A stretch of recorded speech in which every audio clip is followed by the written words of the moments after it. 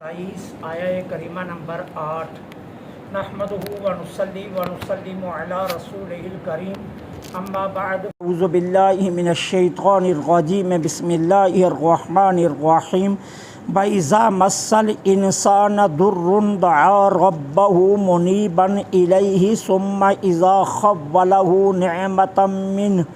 نعمة منه نسي ما كان يدعو إليه من قبل وجعل لله أندادا ليضل عن سبيله قل تمتع بكفرك قليلا إنك من أصحاب النار صدق الله العظیم۔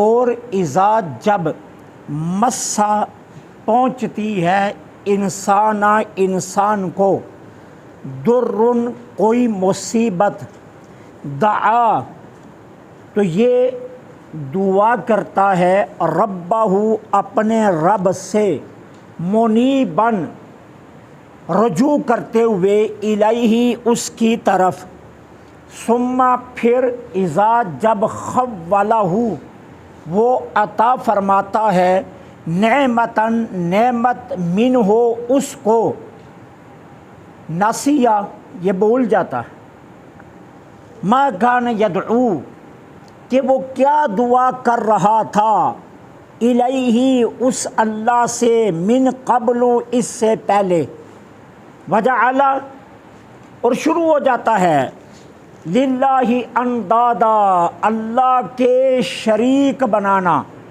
لیضل عن سبیلہ تاکہ اوروں کو بھی اس کے راہ سے منحرف کرے قل فرما دیجئے تمتع بکفرک قلیلا اپنے کفر سے تھوڑا سا فائدہ اٹھا لو انک من اصحاب النار بے شک تم لوگ صاحب دوزخ ہو۔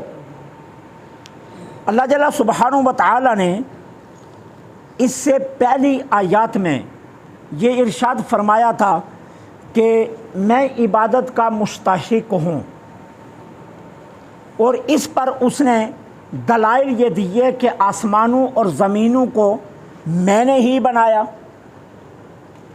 اور پھر فرمایا سنو میری الوہیت اور استحقاق عبادت کے اور بھی کئی دلائل ہیں جو اللہ نے پیچھے بیان فرمائے۔ اب ان آیات میں اللہ تعالی عز و جل مشرکین کے عقائد کی مذمت بیان فرما رہا ہے، مزید پہلے بھی مذمت ہوئی ہے، اب ان کے عقائد کی مزید مذمت بیان کی جا رہی ہے۔ اچھا اب کیا ہے، اللہ تعالیٰ فرماتے ہیں صاحبان عقل ذرا غور کرنا، بات بڑی باریک ہے لیکن اگر تم غور کرو گے تمہیں آسانی سے سمجھ میں آ جائے گی کہ ان کے عقائد میں تضاد دیکھو۔ عقیدے میں تو تضاد نہیں نہ ہونا چاہیے، عقائد میں تضاد دیکھو، اور یہ بات ہمارے لیے بھی ہے، صرف مشرکین کے لیے نہیں ہے، قیامت تک کے لوگوں کے لیے ہے۔ عقائد میں تضاد دیکھو۔ اب عقائد میں تضاد کیا ہے کہ جب ان کو جسم میں، مال میں، بیوی میں، اولاد میں کوئی مصیبت آتی ہے تو اللہ سے دعائیں مانگنا شروع کر دیتے ہیں، اور جب اللہ تعالیٰ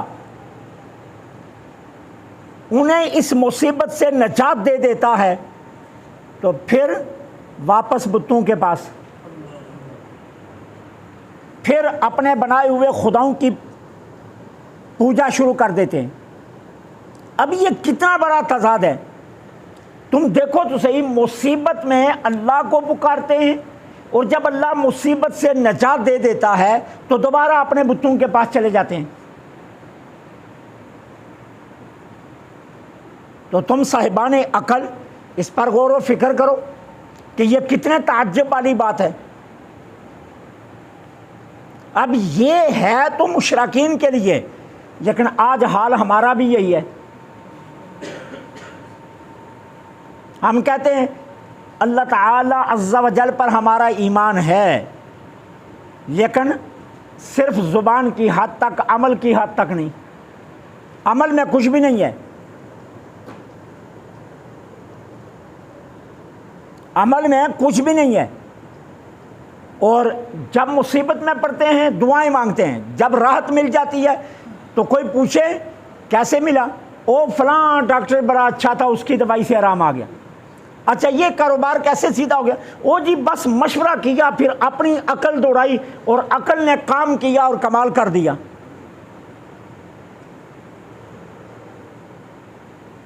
میں اتنا نامور ڈرائیور ہوں، میں نے گاڑی چلاتا ہوں، میں آج تک کبھی میرا ایکسیڈنٹ نہیں ہوا، بائک میرے پاس ہے اور کبھی بائک میری سلپ نہیں ہوئی ہے، پھر اپنے عقل کے دعوے کرتے ہیں۔ ہر جگہ ہم اپنی عقل کو لڑاتے ہیں، میرے علم نے کمال کیا، میری عقل نے کمال کیا، میرے فن نے کمال کیا، میرے ہنر نے کمال کیا، یہ سارا ہو گیا، یہ ہو گیا، یہ ہو گیا۔ اور وہ کیا کرتے تھے؟ وہ بھی مصیبت میں اللہ کو پکارتے، جب اللہ راحت دے دیتا پھر بتوں کے پاس بھاگتے۔ ابو جہل کا بیٹا حضرت اکرمہ، ان کے ایمان لانے کا قصہ ہی یہی ہے کہ یہ ایک قافلہ تھا پورا مشرکین کا، جو ایک کشتی میں بیٹھ کر سمندر میں سفر کر رہے تھے۔ کشتی جب درمیانے سمندر گئی تو بھنور میں پھنس گئی، طوفان آ گیا، کشتی اچکولے لینے لگی، اور ابو جہل کا بیٹا اکرمہ بھی اندر ہے۔ اب انہوں نے کیا کیا؟ جب دیکھا بچنے کی امید نہیں تو کہنے لگے اے آسمانوں کے سچے رب ہمیں بچا لے،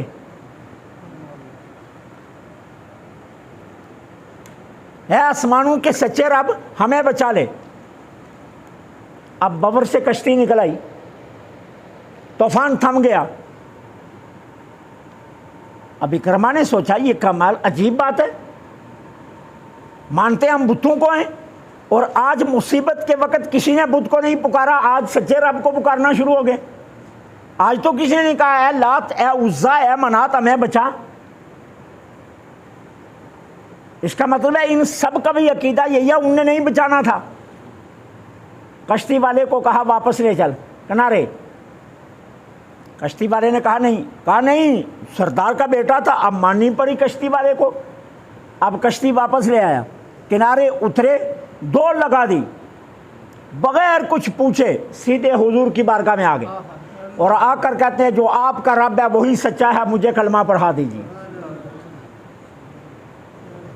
اب سرکار نے پوچھا اکرمہ تجھے ہوا کیا؟ تو میرے سب سے بڑے دشمن کا بیٹا ہے، میری دشمنی کا سب سے بڑا جھنڈا تو تیرے گھر لگا ہوا ہے، تو ہوا کیا تجھے؟ عرض کی حضور یوں پھنس گئے تھے، تو پھر کوئی بت کام نہیں آیا، آپ کا رب ہی کام آیا۔ یہی حال ہے آج ہمارا، اور یہی مشرکین کا تھا۔ اب اللہ فرماتا ہے جب کوئی تکلیف پہنچتی ہے انسان کو تو اپنے اللہ سے دعا کرنا شروع کرتا ہے، منیبا الیہ، اس کی طرف متوجہ ہو کر۔ ثم اذا خولہ نعمتا منہ، جب اللہ تعالیٰ اس کی مصیبت کو اپنی نعمت سے بدل دیتا ہے، خوشحالی میں لے آتا ہے، ناسیہ، بھول جاتا ہے، ما کان یدعو، کہ وہ کس سے دعا کر رہا تھا، من قبل، اس سے پہلے، وجعل للہ اندادا، پھر اللہ کے شریک بنانا شروع کر دیتا ہے، اللہ کے شریک بنانا شروع کر دیتا ہے۔ اب سرکار علیہ صلاۃ وسلام نے یہاں اس آیت کے تحت فرمایا ارے یہ دعوت فکر ہے عقل والوں کو، یہ دعوت فکر ہے عقل والوں کو، کیا کہ ہر حال میں رشتہ رب سے رہنا چاہیے۔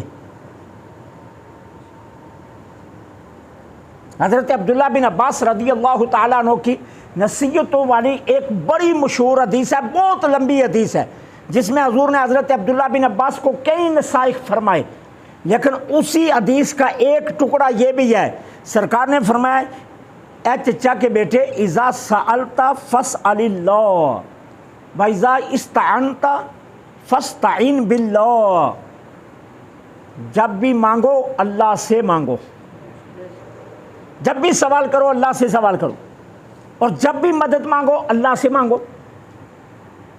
سرکار نے انہیں نصیحت فرمائی کہ کیا مطلب، ہر حال میں رشتہ رب سے جڑا رہنا چاہیے. کسی کے دروازے پر جاؤ گے، مانگو گے، کوئی دے دے گا لیکن 4 پہلے سنائے گا، اچھا نہیں بھی سنائے گا لیکن واپسی پر دیر ہو گئی تو پھر تو ہزاروں سنائے گا.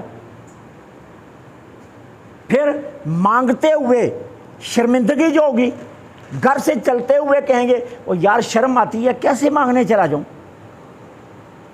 یار میرا جی نہیں چاہتا اس بندے سے مانگنے کا. اور رب سے مانگتے ہوئے تو شرم نہیں نہ آتی، جتنا جی چاہتا ہے مانگو، دل کھول کے مانگو، جو مانگنا ہے مانگو.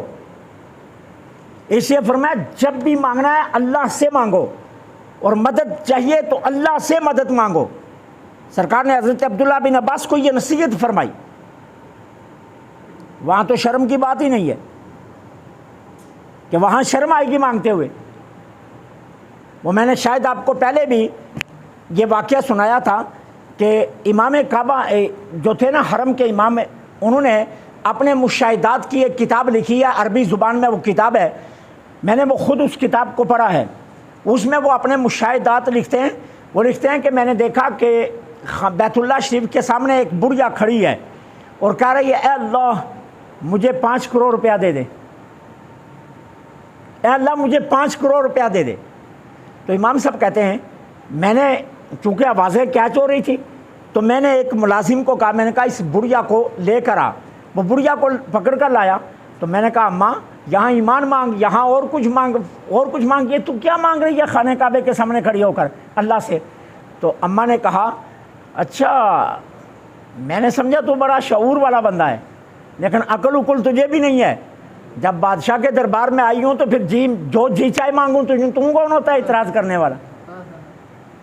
بادشاہ کے دربار میں آئی ہوں تو میرا من جو مرضی مانگوں.